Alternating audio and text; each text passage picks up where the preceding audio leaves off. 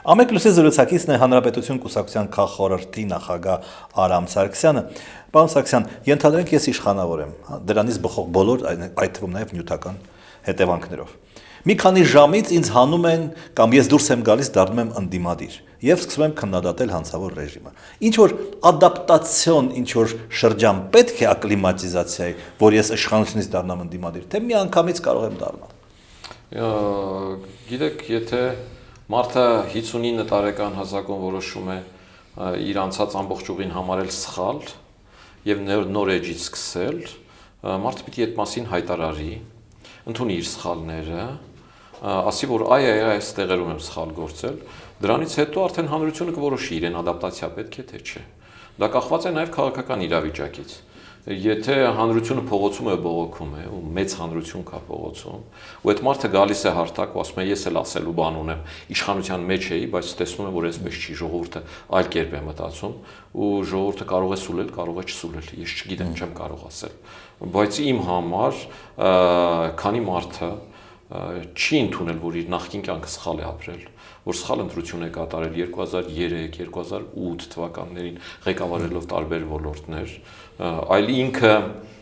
իր իշխանության դուրս գալը, իրեն իշխանությունից դուրս մնալն է համարում հիմնական դժբախտություն, այստեղ հանրության ընկալումը մեկն է, որ սա կամ իշխանական խաղ է, կամ պարզ աբիժնիկություն։ Դուք էլ եք վարչապետ եւ որոշ ժամանակ հետո դարձաք ընդդիմադիր։ Այդ շրջանը ինչպես անցավ։ Ես վարչապետ ժամանակ ընդդիմադիր եմ եղել եւ հայտնի է եղել իմ ու Ռոբերտ Քոչարյանի հակասությունները։ Իմ ամբողջ վարչապետության շրջանում չեք գտնի մի նախադասություն, որտեղ ես նախագահի գործունեությունը գոված լինեմ կամ խրախուսեմ նրա որևէ արանք։ Ու ինձ հեռացրել են վարչապետի պաշտոնում ընդդիմադիր լինելու պատճառով։ Ելք դաշինքում ու թարմ ընդդիմադիրներ են, այսինքն այն մարդիկ, որոնք իշխանության հետ գրեթե կապված չեն եղել։ Դա պատահականություն է, թե դա օրինաչափություն է ձեր կարծիքով։ Իմ կարծիքով հստակ օրինաչափություն է, հասել է սերունդափոխության ժամանակը։ Ես շփվում եմ դաշինքում ներգրաված այդ երիտասարդների հետ, հավատացեք, դրանք անկախության սերունդ են, 21-րդ դարի սերունդ են, այս ինֆորմացիոն մեխանիզմները, հնարավորությունները ինֆորմացիան դաշտի համակարգիչների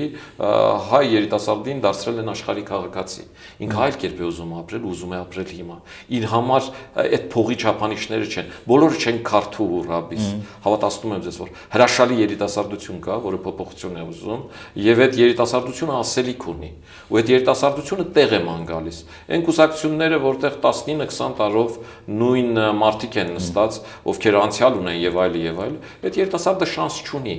Ինչքան սպասի, որ այդ ծերերը դուրս գնան, որ իրեն հերթը հասնի, դրա համար իրենք ձևավորում են նոր կուսակցություններ, այնպես ինչպես ասենք Նիկոլ Փաշինյանի քաղաքապայմանագիրն է, այնպես ինչպես Էդմոն Մարուկյանի Լուսավոր Հայաստանն է, եւ այստեղ իրենց դրսևորում են։ Մեր հետ համագործակցության պարագայում ես չեմ համարում, որ մենք ծեր կուսակցություն ենք, ես էլ այդքան տարիքով մեջ չեմ, բայց բավականին փորձ կա, վստահաբար եմ ասում, որ մենք փոխ լրացնում ենք։ Ինձ դա հաճույք է պատճառում։ Կարծում եմ իրենք էլ այն հարգանք ու վերաբերմունքը, որ այդ երիտասարդների կա իմ հանդեպ, ես տեսնում եմ, որ օգտակար է թե իրենց, թե ինձ։ Շնորհակալություն։ Իմ զրուցակիցն էր Հանրապետություն կուսակցության քաղխորհրդի նախագահ Արամ Սարգսյանը։